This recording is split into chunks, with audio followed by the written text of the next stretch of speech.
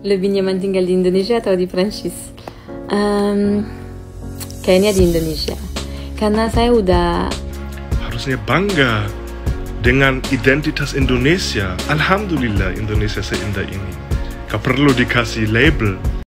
Dunia berubah, tapi tak semua orang melihat ke arah yang sama. Di balik sorotan megah Eropa, ada negeri yang diam-diam mulai bersinar. Sebuah tempat yang kini membuat banyak orang asing mempertanyakan segalanya. Ini Indonesia.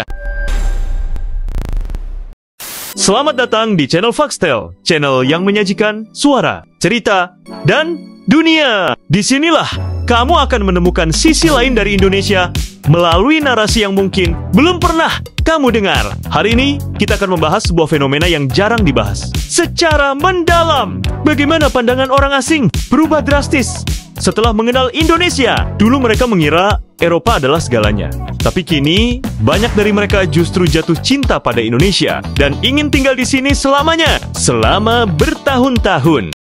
Banyak orang asing menjadikan Eropa sebagai standar hidup terbaik.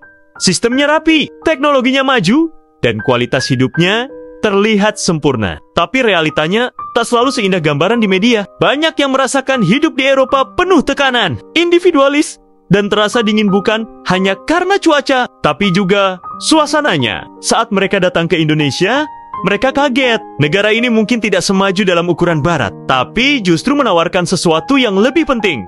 Kehangatan, kebersamaan, dan rasa diterima sebagai manusia. Di media sosial dan berbagai testimoni video, semakin banyak orang asing membagikan cerita mereka.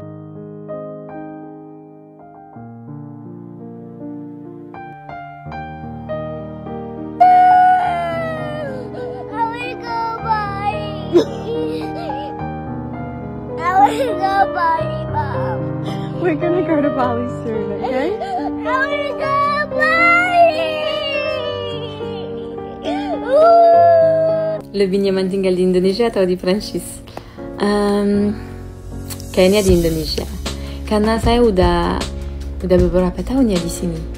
Dari November 2018, tapi saya sempat balik ke Prancis 1 tahun. Pokoknya saya pernah tinggal 1,5 tahun di Padang, terus balik 1 tahun di Prancis, terus ini udah 1,5 tahun di Jakarta. Berarti ya udah 3 tahun lah. Dan ya udah punya kerja di sini, udah punya banyak teman di sini, udah punya pasangan di sini. Jadi ya lebih nyaman tinggal di Indonesia.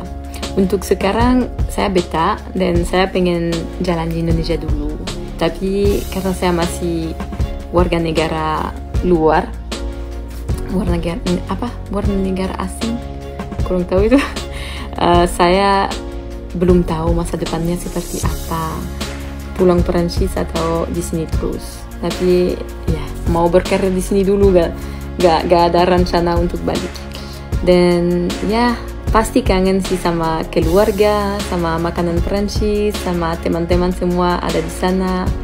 Tapi ya Indonesia bikin saya senang sekarang. انشر الخير في إندونيسيا. إندونيسيا هي أكبر دولة إسلامية في العالم من حيث عدد السكان، وفيكم الخير الكبير، والقاسم المشترك بين إخواننا في إندونيسيا هو القلب الطيب. أغلب إخواننا في إندونيسيا قلوبهم طاهرة طيبة، فاحذروا الفرقة وكونوا يدا واحدة وأحبوا بعضكم البعض. وأنت علم إخوانك، علمهم كتاب الله، علمهم سنة رسول الله صلى الله عليه وسلم، واعتصموا بحبل الله جميعا ولا تفرقوا.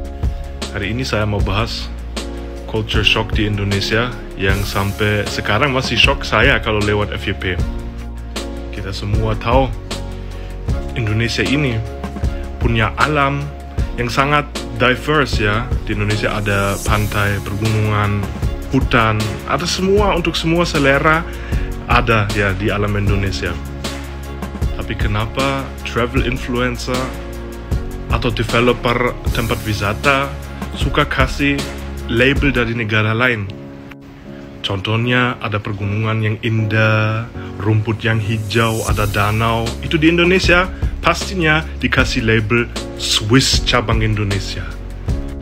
Atau ada pantai yang sangat indah dikasih label Santorini van Indonesia. Dan apalagi developer di sana suka bangun rumah arsitektur yang niruin Eropa, ya, seperti cottage dan lain-lainnya yang dibilang itu Swiss cabang Indonesia. Itu Indonesia rasa Eropa. Walaupun itu semua Indonesia, khas Indonesia, keindahan ini milik Indonesia. Kenapa harus dikasih label Swiss, Eropa, Kanada from Indonesia? Kalau kita di Jerman punya keindahan alam seperti pergunungan, danau, ya kita bangga, itu Jerman. Harusnya bangga dengan identitas Indonesia. Alhamdulillah Indonesia seindah ini. Gak perlu dikasih label. Indonesia became an independent state just about the same time as Pakistan. But Ahmad Sukarno called the Indonesian ulama and he asked them, we become an independent state now, what will we do with this money? The rupiah, which is paper. The Indonesian ulama told him that this paper will be halal only if it functions as a check. That anyone who has the paper can go and catch it. And of course, what is written in the paper has to be fixed, you can't change it. So you must have enough gold and silver to be able to redeem all the paper. I was completely wrong, really, completely wrong. Because I thought that Indonesia was so poor. In Europe, in France, we used to say that Indonesia is so poor. And when I arrived here, I'm here since 3 months, and for me, I don't see a poor country. I see people who want to develop, who want to be rich, who are grateful for what they have, who want to always struggling and manage their life and handle their problems by finding small jobs, by trying to sell food, by trying to sell product, sell clothes. And really, I'm sorry because I thought it was also the case. I'm leaving the part that maybe I don't see other cities or village, but for me, Indonesia is absolutely not poor. It's a country who will become rich in years to come. And for me, this country is not poor. It's only developing. Of course, there is problem. I'm really sorry. Also, tell me in the comment if you think that your country is poor, but I don't think so. We can discuss about it. Follow me, and we continue again. I'm waiting for your discussion with it. Orang Indonesia pikir makanan Eropa, Western lebih gengsi daripada makanan lokal. Tapi sekarang sudah mulai, saya lihat mindset sudah changing. Banyak chef muda mau belajar makanan Indonesia. Karena Indonesia sebenarnya di luar tidak terkenal juga. Contoh, kalau saya hubungi ini kantor wali kota di Paris, orang tanya, tinggal di mana? Saya tinggal di Indonesia, Pak. Kamu tinggal di India? Bukan Indonesia. Orang udah tahu. Saya bilang, pasti kamu tahu Bali. Oh iya, Bali. Wow, bagus. Ini pikir Bali jadi negara. Kemarin saya judge untuk ini lomba masak nasi tumpang. Terus ada peserta bikin sate tapi aneh-aneh. Maaf, tapi ini menu khas. Resep salah. Kamu dapat resep dari mana? Dari YouTube, chef. Waktu masih muda masak steak salah. Chef marah-marah. Sampai ambil sepatu, terus taruh di oven, bilang ini sepatu kamu lebih bagus daripada steak. Perbedaan apa yang menurut itu signifikan banget antara hidup di Indonesia dan hidup di Jerman? Kalau menurut gua ya, di Indonesia tuh kalau gua merasa lu bisa menikmati hasil kerja dan uang lu lah gitu.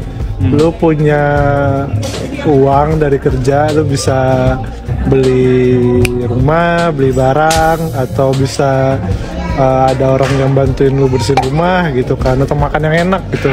Sedangkan di Jerman tuh lu makan mahal, enak, ujungnya lu masak sendiri gitu menurut gua gitu. Harus safe gitu. Iya, atau lu punya uang, lu mau renovasi, lu juga yang benerin rumah lu sendiri gitu kan.